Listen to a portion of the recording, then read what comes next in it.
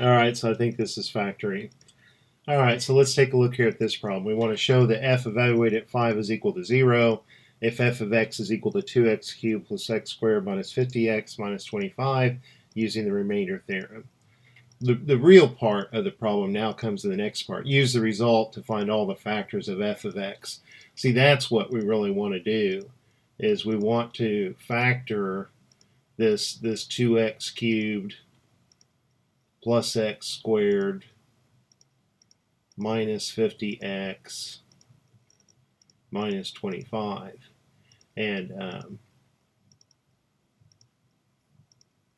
in this case, we might be able to get lucky and factor it using a table, but oftentimes when it's an exponent that's larger than 2, we have very limited toolbox to help us to factor this. So they've given us a little bit of help here by saying that f evaluated at 5 is equal to 0.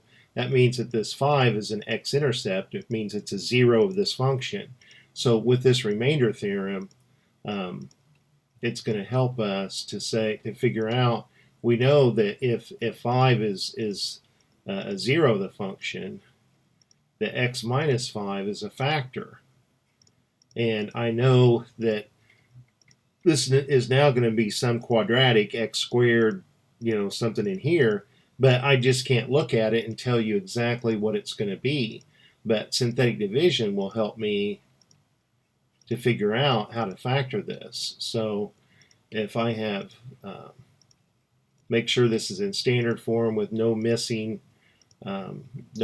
power. So I've got 2, 1, negative 50, and negative 25.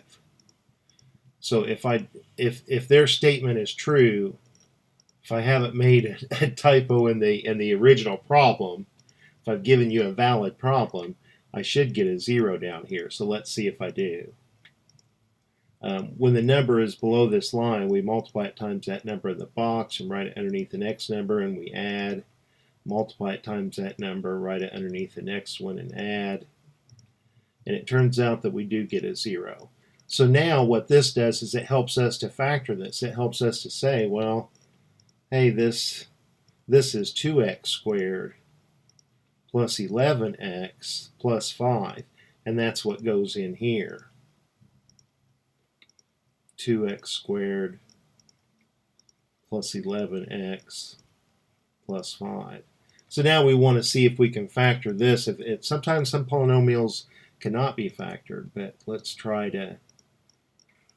With the x method is really a nice way to factor when that leading coefficient is different than 1, because when the leading coefficient is 1, you can do a lot of it in your head, but when that leading coefficient starts to get a lot of different factors, this x method becomes a very nice tool to factor these.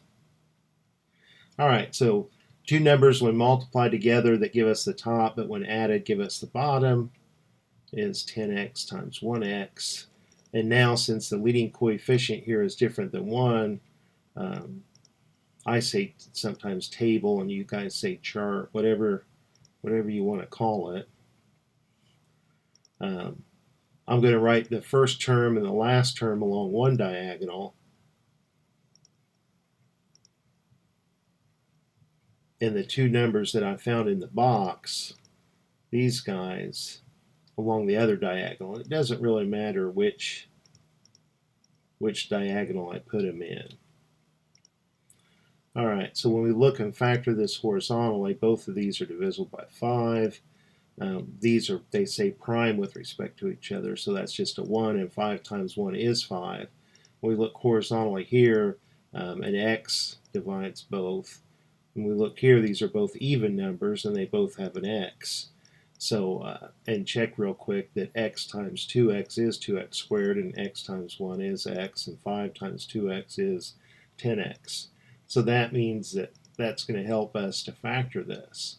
So let's write it down here, and this will be our final answer, because it's not making us, the directions are just having us get used to factoring and not setting it equal to 0 and finding the, it's very easy after that to set it equal to 0. And multiplying the zeros. But here with this factoring, this guy from this table factors to x plus 5